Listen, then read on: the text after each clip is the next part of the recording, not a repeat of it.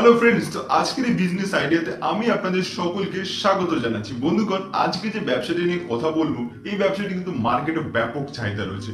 আশা করি আপনারা আমার ভিডিও থাম্বনেল দেখে বুঝেই ফেলেছেন আজকে আমি কি নিয়ে কথা বলবো। আজকে আমি আপনাদের বলবো যে আপনারা কি করে আপনাদের নিজস্ব একটা কোম্পানি খুলবেন, যেখানে আপনারা তৈরি করবেন হেডফোন, ডেটা কেবল, পাওয়ার ব্যাংক, চার্জার আরো যাবতীয় ফোন অ্যাক্সেসরি আইটেম। তো এই ব্যবসা শুরু করতে গেলে কিভাবে শুরু করবেন, কোন কোন লাইসেন্স আপনাকে বানাতে হবে, এবং আপনি যদি চান এই ব্যবসাটি একদম শুধু ইনভেস্টমেন্ট করে শুরু করতে পারেন, মানে আপনাকে কিচ্ছু তৈরি করতে হবে না, তাও কিন্তু আপনি আপনার ব্র্যান্ড তৈরি করতে পারবেন, শুধু ইনভেস্টমেন্ট করলেই চলবে। তো সেই নিয়ে আজকের এই ভিডিও। আশা করি বন্ধুগণ ভিডিওটা আপনার ধৈর্য সহকারে দেখবেন।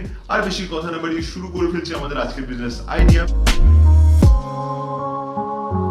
বন্ধুগণ, আপনারা দেখবেন এই ধরনের মোবাইল অ্যাক্সেসরিজ এর মার্কেটে কিন্তু ব্যাপক চাহিদা রয়েছে। আর এই রকমের কোম্পানি খুলতে গেলে কি কি পদ্ধতিতে খুলতে হবে সেই কথা বলে নিই। দেখুন, এই ব্যবসা করতে গেলে আপনাকে প্রথমে লাইসেন্স বানাতে হবে। তো অবশ্যই আপনাকে ট্রেড লাইসেন্স বানাতে হবে, জিএসটি নাম্বার বানাতে হবে, এই কিছু লাইসেন্স বানাতে হবে এবং অবশ্যই একটা ট্রেডমার্ক রেজিস্ট্রেশন করতে হবে। এবার আপনি যদি নিজস্বভাবে ম্যানুফ্যাকচারিং করতে যান, সেক্ষেত্রে আরো এক্সট্রা অনেক লাইসেন্স আছে, সেই প্রসঙ্গে যাচ্ছি না। এই ভিডিওতে জাস্ট আমি আপনাদের কনসেপ্ট দেবো, আপনারা জাস্ট ইনভেস্টমেন্ট করে কোম্পানি কি করে খুলবেন। তো অনেক থার্ড পার্টি এরকম কোম্পানি রয়েছে যারা আপনার কাছ থেকে টাকা নেবে এবং টাকা নিয়ে তারা কি করবে, আপনার কিন্তু এই ধরনের headphone, charger, power bank, mobile accessories কিন্তু বানিয়ে দেবে। মোবাইলের কভার টাভার যাবতীয় যা সমস্ত কিছু তারাই বানিয়ে দেবে। তো তারা তার জন্য একটা চার্জ নেবে, তো আপনি টাকাটা দিলে কিন্তু তারা বানিয়ে দেবে। এবং আপনি চাইলে আপনার কোম্পানির নাম, লোগো দিয়ে ব্র্যান্ডিং করে বক্সে প্যাকেজিং করে কিন্তু আপনার কাছে পাঠিয়ে দেবে। তারপর কি করবেন, আপনি বিভিন্ন দোকানে গিয়ে সরাসরি বিক্রি করতে পারেন। আবার অনলাইন অফলাইন সব জায়গাতেই বিক্রি সম্ভব।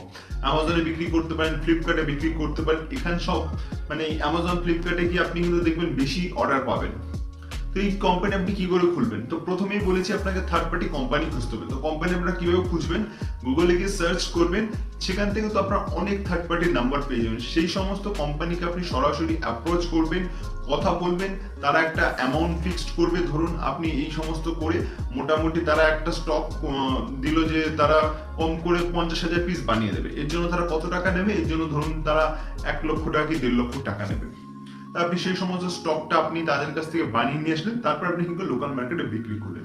এবং আপনি যদি নিজস্ব ম্যানুফ্যাকচারিং কোম্পানি খুলতে পারেন, তো ওই বিষয়ে যদি একটা ভিডিও চান, আলাদা একটা ভিডিওতে কিন্তু বানিয়ে দিতে পারি। তো আপনারা এইভাবে শুরু করতে পারেন এবং এই ব্যবসা করে আপনারা প্রতি মাসে কম করে 7 থেকে 8 লক্ষ টাকা ইনকাম করতে পারেন যদি আপনারা বড় করে করেন।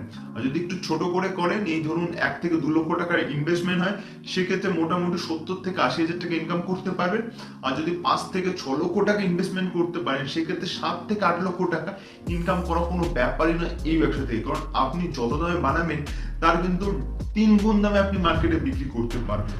মানে আপনার যদি মোটামুটি কোম্পানি খুলতে ধরুন আপনার 5 লক্ষ টাকা খরচা হয়, তা আপনি প্রোডাক্টকে 15 লক্ষ টাকা, মানে সবকিছু যদি আপনি বিক্রি করেন, আপনার 15 লক্ষ টাকা কিন্তু আপনি বিক্রি করতে পারেন। এই ব্যবসায় ব্যাপক চাহিদা রয়েছে এবং এর লাভ কিন্তু খুবই ভালো। আপনারা যদি চান এরকম একটি ব্যবসা অনায়াসে শুরু করতে পারেন।